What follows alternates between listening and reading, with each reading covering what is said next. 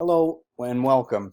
The purpose of these videos are to go through the syllabus and also to let you know who I am as an instructor to make the class run smoothly and avoid any future misunderstandings.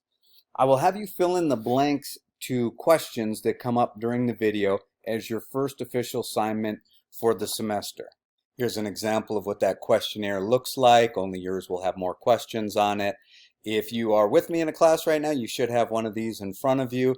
If you are doing this online, you will need to go to the college's learning management system and download these. I will talk about the college's learning management system before we get to the second question, just in case you're not sure how or where to go for that. In addition to the questions, there will be this agreement. And as you can see, this will happen throughout these videos where there's something that's particular to a class. I just blur it out a little bit just to avoid any confusion. I do use this agreement to complete roll on the first day of class, so if you don't give this to me with your name, signature, date, then you will be marked as absent and probably drop from the class. To keep the pace going and to cover all of the essential points, I will speak fairly quickly. However, you will have access to these videos later on. You can watch them again. You can even watch them at slower speeds if you wish. I'm guessing you probably all know more about YouTube than I do, but just in case somebody doesn't, I just want to make available the fact that you can make the video full screen by clicking on this icon right here, and probably the more important stuff is right here under settings. You have the playback speed, so you can make me talk slower. You can make me talk faster and faster and faster. While I'm talking, this is a good example, I will show you additional information on the screen than what I'm saying. So if you are watching, probably you'll be fast enough to read other stuff. But if you're watching these at home, you can obviously pause it whenever you want. So a lot of this is what I already talked about. So let's get to the answer of the first question. So if you ever get lost in this class, the first place to go is, and what I want you to put in the blank is not LMS, but the name of the LMS. LMS stands for Learning Management System. So if you're with me at Saddleback College, you would put the first blank would be Canvas. Same thing for Santiago Canyon College. For Cal State University Fullerton, it's Titanium. Fullerton College is also Canvas. To access your college's learning management system, you would go to their main website and then click on the name of the learning management system. If you have any problems with that, there's usually a number for the college for student help, like the IT help for students, or sometimes they call it a learning center or a help desk or something like that. And this is just an example, but once you're inside the learning system, you'll see something like this. Not exactly like this probably, but a list of your classes.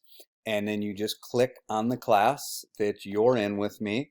You go into the learning management system, and then you will see things such as, and our most important one is announcements, and that is the answer to the second question. And so typically what happens is when you go into announcements, there is going to be the very first announcement I make for the class. That typically gets put at the bottom, and then each week that we go, I make a new announcement for the class, and they get stacked up on top of each other.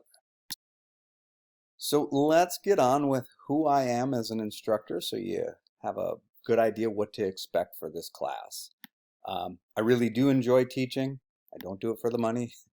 I do freelance on the side.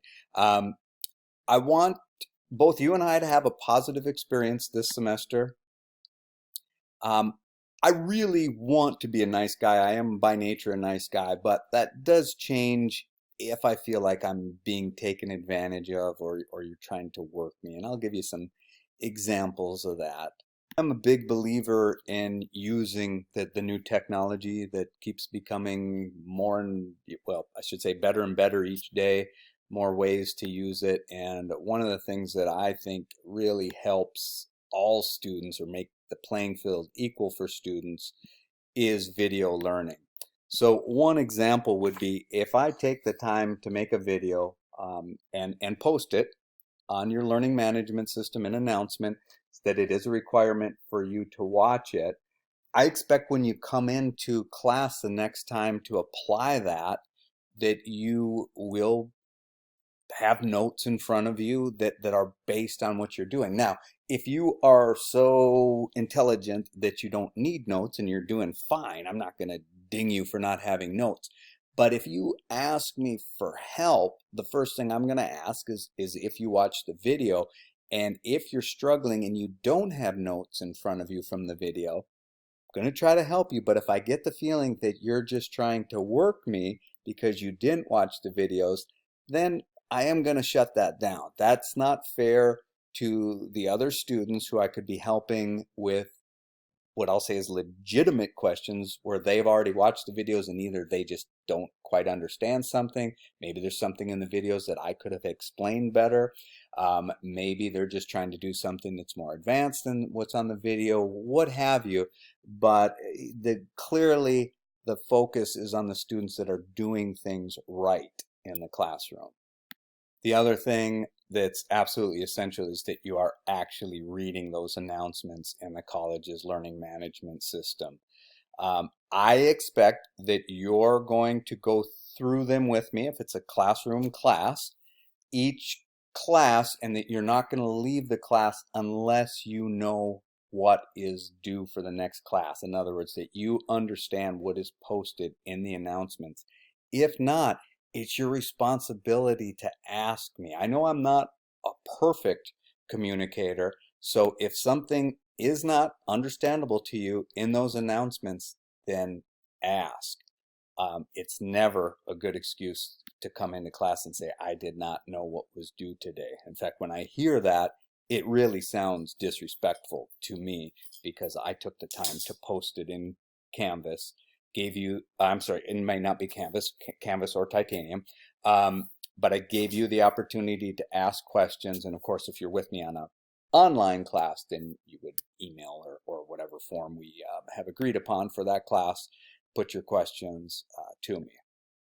Most of the classes I teach are graphic design studio classes. So my philosophy of the classroom environment is I want it to feel like a design studio environment. So when we are working towards completing tasks, I want you to feel like you're in a design studio. I'm not your boss. I'm more like your creative director. So we're all working together, and we help each other to become better designers. Call me Steve, not Professor, not Mr. Gonzalski, anything like that. Just Steve is fine. I don't consider that disrespectful. In fact, I consider it perfectly appropriate for a studio type class environment. The only time I want you to think of me any differently is when an assignment is due. But even then, you don't have to think of me as like the mean professor who's looking to take points away from you. I would prefer, in our instance, that you think of me as a client who expects the work to be done correctly and on time. Now, the lucky thing is if you fail to do that, the penalties aren't as stiff as if you were a freelance graphic designer where you're not going to get paid. You might get taken to small claims court or a bigger court. All that will happen is that you will lose points on the project, which will affect your grade. So, and I'll talk more about the grading system later. Before we get to the syllabus, I want to cover what I call 3 common sense items. The first one is this is a college class, and I'm sure you're all thinking, yeah, I know that. But the big thing about a college class is that the information should not just be handed to you. And over the years, I've heard ridiculous comments from students like, well, we really didn't need a textbook for this class, or, you know, Steve could have made this class a lot easier. If you are not developing critical thinking skills while taking any college level class, then there's something wrong. Critical thinking in a nutshell is consuming information and then being able to use that information, whether it is to answer a deep question in a philosophy class or in our case, to learn design skills for one project and then be able to apply them to the next project, or to learn them in an exercise and apply it to the project. But it's basically a way of taking information and making it your own. It's so important that it's really the reason why a lot of job applications will say minimum blah blah blah college degree, because they expect that you'll have developed some critical thinking skills that you can apply then to their projects. Question number 3, this is a college level class that requires, answer is critical thinking. So item number 2, life is not fair. Most of us think we know that, but often all of us sometimes will say, well, that's not fair, about a real life thing. And it's just the way it is. You know, you sometimes hear people say, well, oh, look how easy, simple that design is, and yet it's in print magazine or Graphis magazine.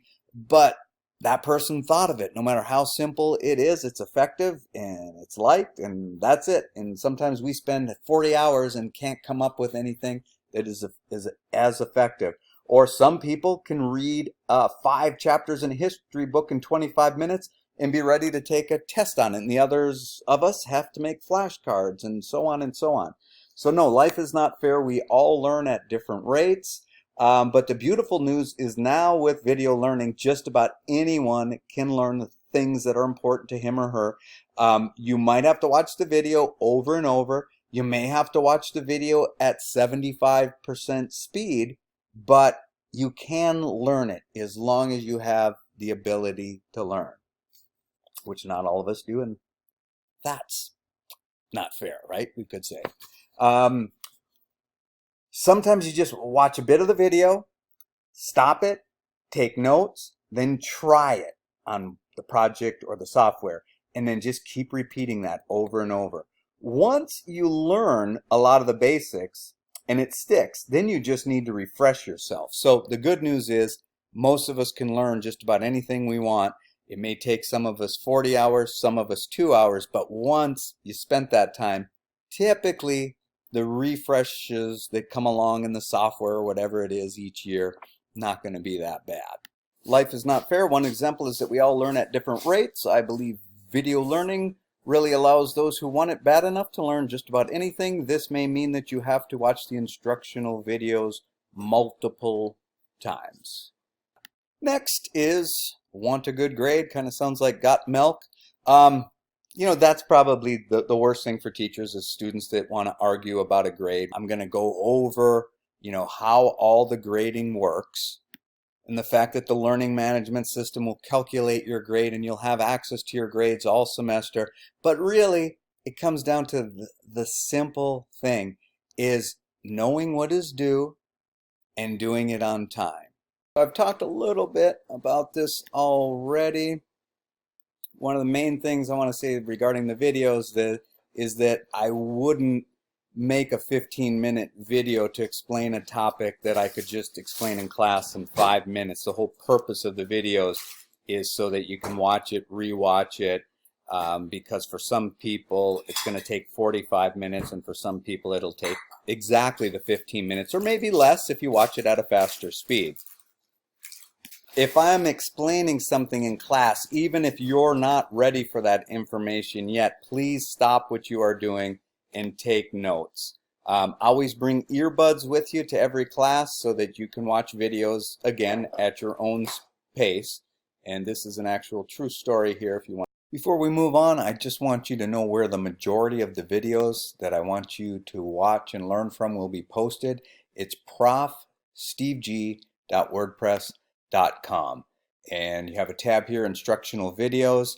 Most of the time you'll go to the name of the class you're in, and sometimes there'll be tabs on here that are more generic, like turn in files, that apply to multiple classes. But I will always make it clear in the learning management system in announcement which videos I want you to watch for the week, and where they're located. But just so you kind of have an overview here, sometimes they're located here under instructional videos, and then rarely they're located over here under a specific software name.